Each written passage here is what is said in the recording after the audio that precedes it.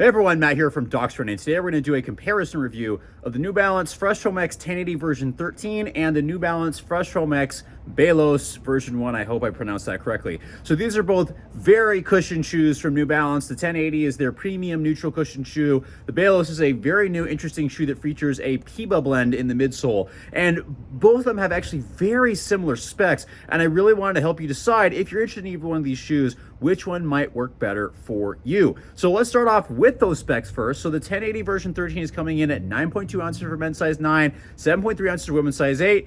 The Balos is coming in at the exact same thing at 9.2 ounces for men's size 9, 7.3 ounces for women's size 8.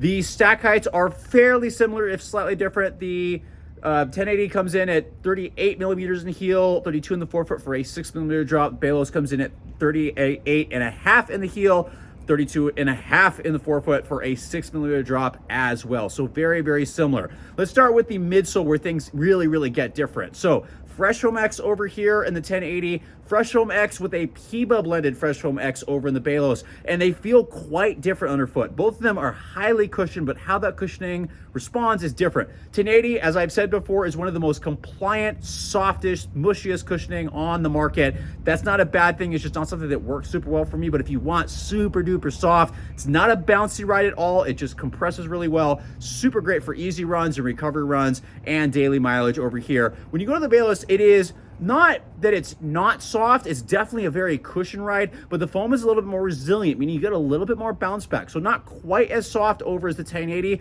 but it's way more of a balanced cushioning, and there's a lot of it. Rolling any part of the shoe, it's really nicely. Both these have rockered rides, but that rocker is far more apparent over in the Balos, just because especially that larger, longer heel bevel, you will really feel that. We're like, oh, it really gets you a little bit more forward, rolls really nicely, whereas the 1080 feels a little bit more traditional. Yes, very smooth heel transition, very smooth forefoot, but the rocker is far more noticeable, especially in the rear foot in the Balos because of that geometry. Both of them actually fairly wide bases. I will say, although these are not stability shoes, Balos does feel like the more stable of the two of them because, again, the ride is not as soft and it's got a little bit more bounce back, but also these sidewalls are a little bit more significant. I definitely feel the arch on the medial side a little bit more than the 1080, which I don't really feel the sidewalls at all. I just compress, mush, and my foot kind of goes wherever it wants to. So if you are a little sensitive to sidewalls, be aware, or arches, be aware the Balos might have that. The 1080 doesn't have any of that at all and just kind of goes wherever your foot wants to go.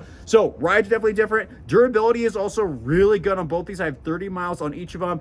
Pretty much nowhere on the outsole. I'm expecting a decent amount of miles. The only reason I'm going to say an average number of miles out of these is because the soles are softer, and softer sole shoes tend to not last as long, but I might be wrong, and I'll keep getting miles and let you know how that works out. The upper is also really different. So the 1080 has quite a bit of volume. There's a good amount of stretch to the upper. There's a good amount of room height-wise, and width-wise, if you need it, it stretches. Normal width in terms of actual width, but the upper does stretch quite a bit. And like I said, you can see, I've had to really lock the lace down to get a secure fit.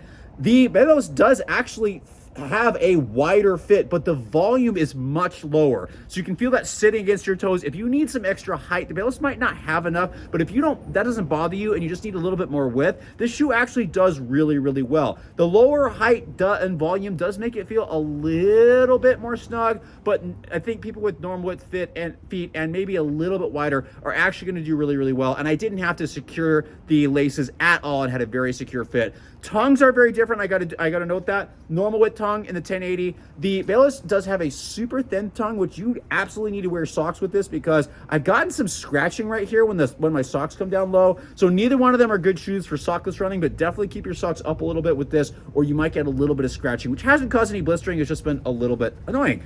Both of them have fairly solid heel counters and a good amount of cushioning. If you're sensitive to heel counters, these may not be the best shoes. They didn't bother me because the heels are quite rounded, but honestly, both of these are great shoes for very different reasons. I prefer the Balos just because teeny bit more stable, wider midfoot, the sidewalls and the arch is a little bit more apparent to me, and it's a little bit more bouncy, which I tend to like. The 1080 is the more mushy of the shoe. This is more of the recovery shoe. This is one where you go, hey, I can do daily training, maybe a teeny bit of up-tempo stuff, but even though this was advertised as being a faster shoe, I found it a lot better for easier runs, longer runs, maybe with a tiny bit of up-tempo, but definitely personally not for workouts. Where the 1080, it is really a recovery shoe, easy shoe, slow shoe, Great walking shoe as well. I would say this is the better walking shoe of the two of them just because of how it's designed. And I don't typically like Puma-based shoes for walking, but that's just my opinion. So I hope that helped. If you are interested in either one of these two, there's going to be different reasons. One might work better for you than the other one. Hopefully this helps you outline. If you've had some different experiences, let me know below, as I'm always interested in what you're experiencing, but hope this helped.